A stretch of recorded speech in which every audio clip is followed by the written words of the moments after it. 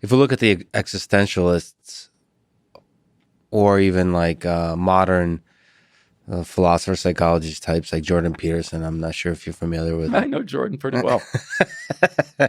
We go way back, actually. If he were here with us today, he would be jumping in and I believe very interesting and important ways. But yeah, we go back 30 years ago. He was basically saying our work is nonsense. Let's get into this because I'm sure Yeah, I'll talk to Jordan eventually on this thing. He's yeah. going through some rough times right now. Oh, I don't know if you're absolutely, and familiar. I wish him well. Jordan was working on his maps of meaning, and we were publishing our work. And I think Jordan at the time um, was concerned about our vague claims to the effect that all meaning is arbitrary. He takes a more Jungian as well as evolutionary view that I don't think is wrong, by the way, which is that there are certain kinds of meanings that are more important, let's say religious types, and that we didn't pay sufficient attention to that in our early days. So, can you try to elucidate like what his worldview is? Because he's also a religious man. So, what was this? What was some of the interesting aspects of the disagreements that then? Yeah, well, back in the day, I just said, Jordan was a young punk. We were young punks. He was just kind of flailing in an animated way at some conferences saying that we You're still both kind of punks, yeah, we are kind of both young. kind of punks. So I Yeah. saw him 3 or 4 years ago. We spoke on it was an awesome day. We were in Canada at the Ontario Shakespeare Festival, where we were asked to be on a Canadian broadcast system program. I think we were talking about Macbeth from a psychodynamic perspective. And I hadn't seen him in a ton of years. And we spent 2 days together, had a great time. We had just written our book, The Worm at the Core, and he's like, you're missing a big opportunity. Every time you say something, you have to have your phone Yeah, and you have to recording. film yourself, and then you have to put it on YouTube. Yeah, he was onto something that that just as a small tangent. Yeah, Uh, it's it's almost sad to look at Jordan Peterson, somebody like yourself. After having done this podcast, I've realized that there is really brilliant people in this world, and oftentimes, especially like when they're, I mean it with love, are a little bit like punks. that's right. They kind of do their own thing, and like the world doesn't know they exist as much as they should. And it's so interesting because most people are kind of boring Yes. and then the interesting ones kind of go on their own, and there's not a smartphone No, recording them. that's And that's it's well so put. interesting. He was onto something that I mean, it's interesting that I don't think he was thinking from a money perspective, but he was probably thinking of like connecting with people or sharing his knowledge. But people Earl, don't often think that way. that's right. So maybe we can try to get back to Yeah, you're both brilliant people, and I'd love to get some interesting disagreements earlier and later about in your psychological work, in your sure. worldviews. Well, our disagreements today would be uh, along two dimensions. One is he is, and again, I wish he was here to correct me Yes, when I say that he is more committed to the virtues of the Judeo-Christian tradition, I see. Yeah, particularly Christianity, and in a sense is a contemporary Kierkegaard of sorts when he's saying there's only one way to leap into faith. And I would take ardent issue with that claim on the grounds that that is one, but by no means not the only way to find meaning and value in life. And so, and I see his, what's his warm at the core? What is like? So we're talking about a little bit of a higher level of discovering meaning. yeah, What's his? What does he make of death? oh, I don't know. And this is where it would be nice to have him here. He has, from a distance, criticized our work as misguided. Having said that, though, when we were together, he said something along the lines that there is no theoretical body of work in academic psychology right now for which there is more empirical evidence. And so I appreciated that. He's a great researcher. He's a good clinician. The other thing that we will agree to disagree about rather vociferously is ultimately political slash economic. So I remember being at dinner with him, telling him that the next book that I wanted to write was going to be called Why Left and Right Are Both Beside the Point. And my argument was going to be, and it is going to be, that both liberal and conservative political philosophy are each intellectually and morally bankrupt because they're both framed in terms of assumptions about human nature that are demonstrably false. And Jordan didn't mind me knocking liberal political philosophy on those grounds. That would basically be like Steven Pinker's blank slate. But he took issue when I pointed out that actually it's conservative political philosophy, which starts with John Locke's assumption that in a state of nature, there are no societies, just autonomous individuals who are striving for survival. That's one of the most obviously patently wrong assertions in the history of intellectual thought. And Locke uses that to justify his claims about the individual right to acquire unlimited amounts of property, which is ultimately the justification for neoliberal economics. And well, can you linger on that a little bit? Sure. What's the? Can you describe his philosophy again as view of the world and, Sure. and what neoliberal economics is? Yeah, let me translate it in English. So basically, all these days, anybody who says I'm a conservative free market type, you're following John Locke and Adam Smith, whether you're aware of it or not. So here's John Locke, who, by the way, all of these guys are great. So for me to appear to criticize any of these folks, it is with the highest regard. And also, we need to understand, in my estimation, how important their ideas are. Locke is working in a time where all rule was topped down by divine right. And he's trying desperately to come up with a philosophical justification to shift power and autonomy to individuals. And he starts in his second treatise on government, 1690 or so. He says, okay, let's start with a state of nature. And he's like, in a state of nature, there's no societies, there's just individuals.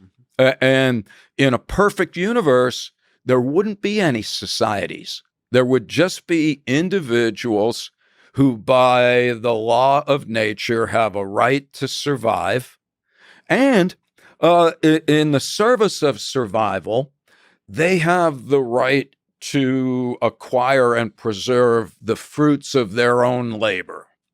But his point is, and it's actually a good one, he's following Hobbes here. He's like, well, the problem with that is that people are assholes.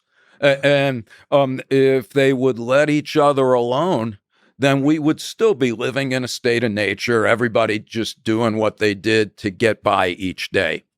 But it's a whole lot easier, if I see like an apple tree a mile away, well, I can go over and pick an apple. But if you're 10 meters away with an apple in your hand, it's a lot easier if I pick up a rock and crack your head and take the apple. And his point was that the problem is that people can't be counted on to behave. They will take each other's property. Moreover, he argued, if someone takes your property, you have the right to retribution. in proportion to the degree of the magnitude of the transgression. English translation, if I take your apple, you have the right to take an apple back. You don't have the right to kill my firstborn. But people being people, they're apt to escalate retaliatory behavior, thus creating what Locke called a state of war.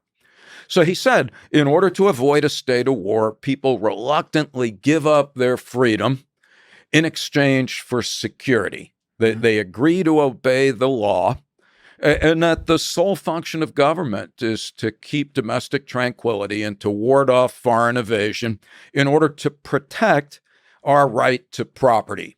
All right, so now here's the property thing. All right, so Locke says, if you look in the Bible and in nature, there is no private property. But Locke says, well, surely if there's anything that you own, it's your body. And surely you have a right by nature to stay alive. And then by extension, anything that you do where you exert effort or labor, that becomes your private property. So back to the apple tree. If I walk over to an apple tree, that's everybody's apples until I pick one. And the minute I do, that is my apple. Right? And then he says, you can have as many apples as you want as long as you don't waste them and as long as you don't impinge on somebody else's right to get apples. All right, so far, so good. Yep. And then he says, well, okay, in the early days, you could only eat so many apples, or you could only trade so many apples with somebody else. So he was like, well, if you put a fence around a bunch of apple trees, those become your apples. That's your property. If somebody else wants to put a fence around Nebraska, that's their property. And everybody can have as much property as they want because the world is so big that there is no limit to what you can have if you pursue it by virtue of your own effort. But then he says money came into the picture. And this is important because he noticed long before anybody, before the Freuds of the world, that money is funky because it has no intrinsic value. He's like, ooh, look at that shiny piece of metal that actually has, if you're hungry and you have a choice between a carrot and a lump of gold in the desert, most people are going to go for the carrot. But his point is that the allure of money is that it's basically a concentrated symbol of wealth, but because it doesn't spoil, Locke said, you're entitled to have as much money as you're able to garner, right? Then he says, well, the reality is that some people are more, the word that he used was industrious. He said some people are more industrious than others. All right, today we would say smarter, less lazy, more ambitious. He just said that's natural. It's also true. Therefore, he argued, over time, some people are going to have a whole lot of property and other people not much at all. Inequality for Locke is natural and beneficial for everyone. His argument was that, the rising tide lifts all boats and that the truly creative and innovative are entitled to relatively unlimited worth because we're all better off as a result. So the point very simply is that, well, that's based, and then you have Adam Smith, in the next century with the invisible hand, where Adam Smith says, everyone pursuing their own selfish, that's not necessarily pejorative, if everyone pursues their own selfish interests, we will all be better off as a result. And what do you think is the flaw in that way of thinking? Well, there's two flaws. One is that, one flaw is, first of all, that it is based on an erroneous assumption to begin with, which is that there never was a time in human history when we were an asocial species. In a sense, you don't feel like there's this emphasis of individual autonomy is a flawed premise. Like there's something fundamentally, deeply interconnected between us. I do. I think that Plato and Socrates, in the Crito, were closer to the truth when they started with the assumption that we were interdependent, and they derived individual autonomy as a manifestation of a functional social system. That's fascinating. So when Margaret Thatcher, you're too young, in the 1980s, she said, societies? There's no such thing as societies. There's just individuals pursuing their self-interest.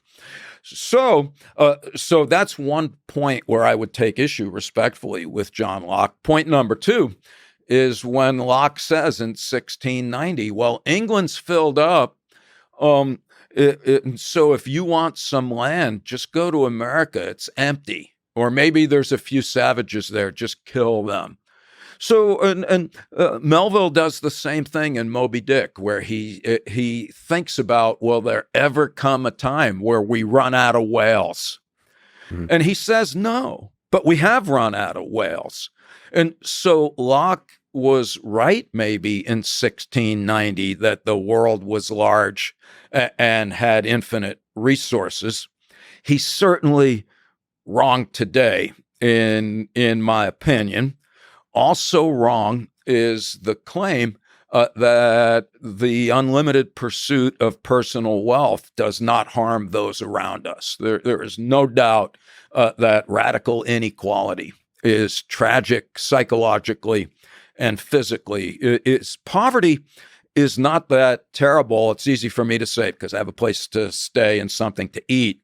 But as long as you're not starving and have a place to be, poverty's not as challenging as having the impoverished in close proximity to those who are obscenely wealthy. So it's not any absolute measure of your well-being; it's the inequality of that well-being. That's quite right. Painful. So maybe just to linger on the Jordan Peterson thing, in terms of your disagreement in his worldview. So he went through quite a bit. There's been quite a bit of fire, right, in his defense, or maybe his opposition of the idea of equality of outcomes. So looking at the inequality that's in our world, looking at certain groups measurably having an outcome that's different than other groups, and then drawing conclusions about fundamental unfairness, injustice, inequality in the system. So like systematic racism, systematic sexism, systematic anything else that creates inequality.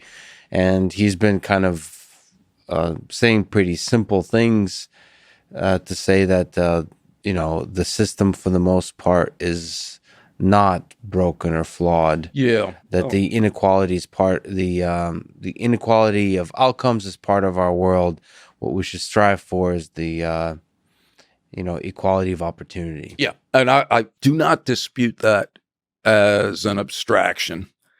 But again, to back up for a second, I do take issue with Jordan's fervent devotion to the free market and his cavalier dismissal of Marxist ideas, which he has, in my estimation, mischaracterized in his public depictions. Let's get into it. So he just seems to really not like socialism, Marxism, communism. Yeah. Historically speaking, sort of, how would I characterize it? I'm not exactly sure. I don't want to. Again, he'll eventually be here to defend himself. John Locke, unfortunately, not here to defend exactly. himself. But what's your sense about Marxism and the way Jordan talks about it, the way you think about it, from the economics, from the philosophical perspective? Yeah, well, if we were all here together, I'd say we need to start with Marx's economic and philosophical manuscripts of 1844, before Marx became more of a polemicist. And I would argue that Marx's political philosophy, he's a crappy economist, I don't dispute that.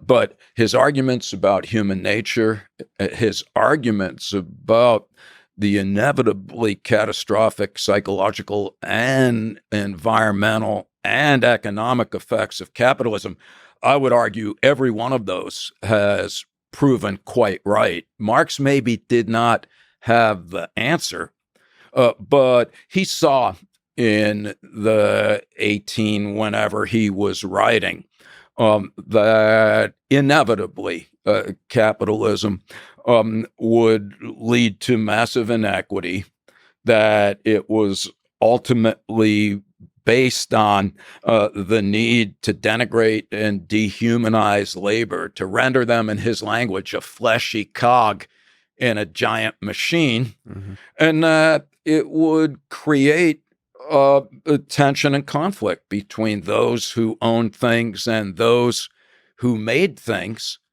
that over time would always, the Thomas Piketty guy who writes about capital and just makes the point that return on investment will always be greater than wages.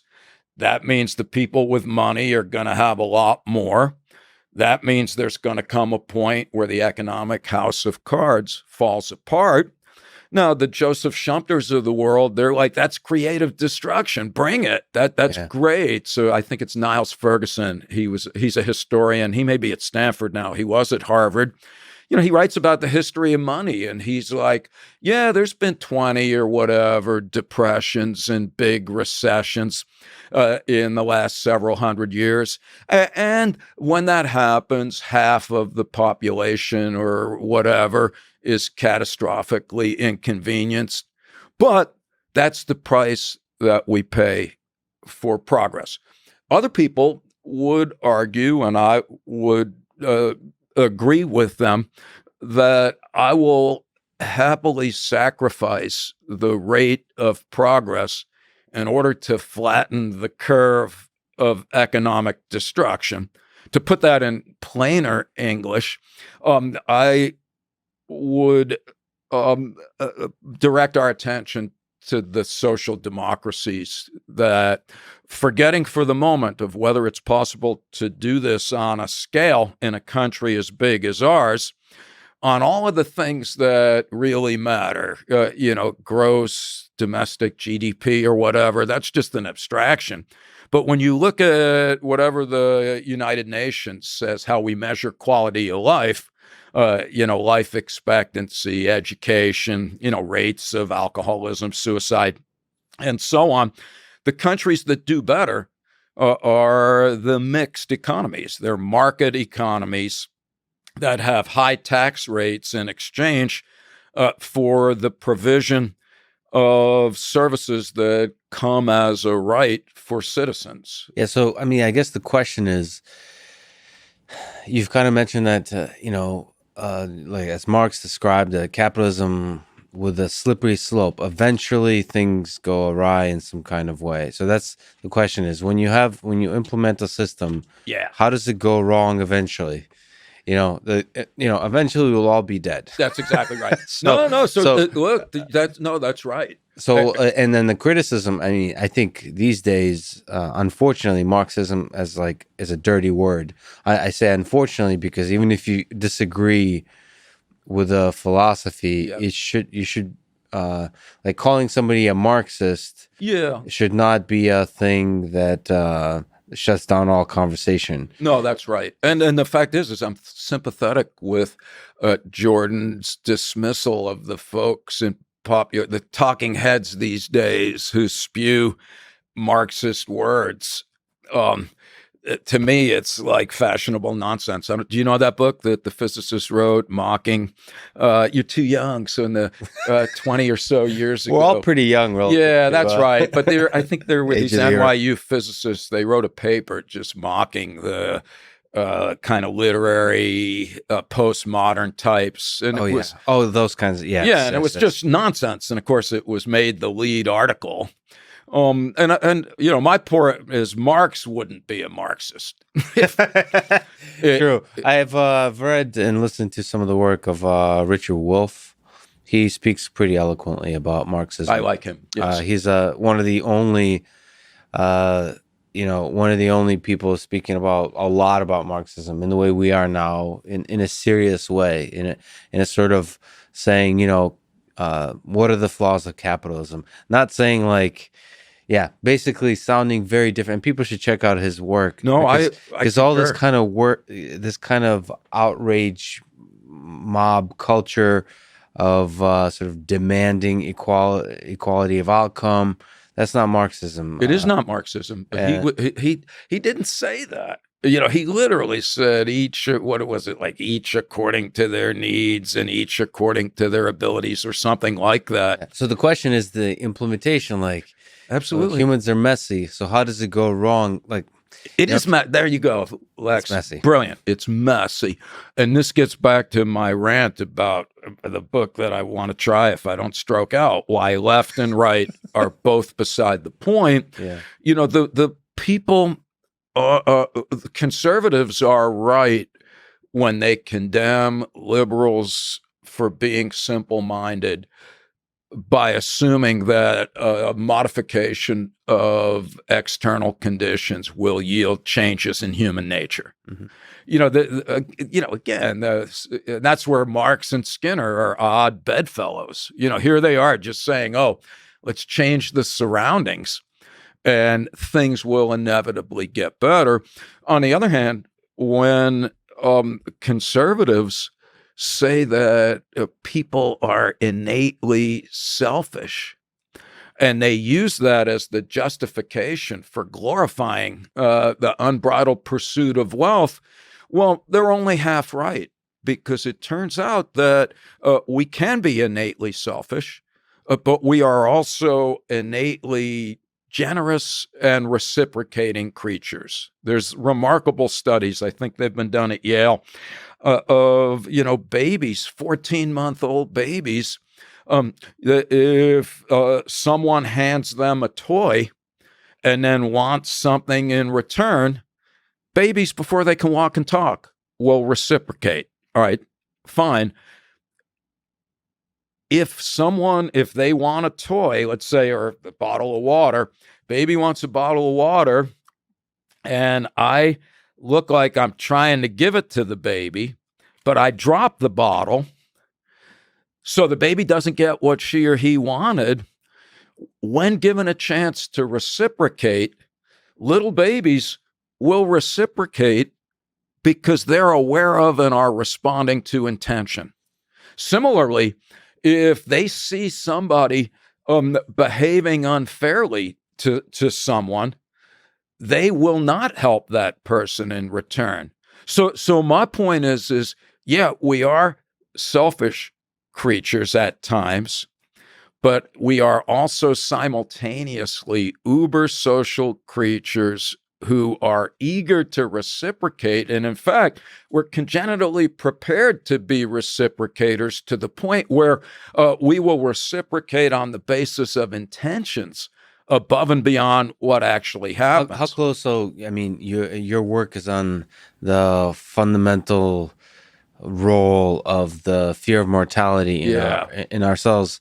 How fundamental is this reciprocation, this human connection to other humans? Oh, I think it's really innate. Yeah, I think it's because, bats reciprocate, not by intention, but, I'm going here from Richard Dawkins, The Selfish Gene, I love the early Dawkins. I'm less enamored with like the early Beatles. Yeah, no. And again, I say this with great respect, but Dawkins just points out that reciprocation is just fundamental. Cooperation is fundamental. It is it's a one-sided view of evolutionary takes on things when we see it solely in terms of individual competition. And it's almost from a game theoretic perspective too. It's just easier to see the world that way. Yes, it's easier to, I don't know. I mean, you see this in physics. There's a whole field of folks like complexity, Yeah. that kind of embrace the fact that it's all an intricately connected mess, and it's just very difficult to do anything with that kind of science. But it seems to be much closer to actually representing what the world is like. So, like you put it earlier, Lex, it's messy.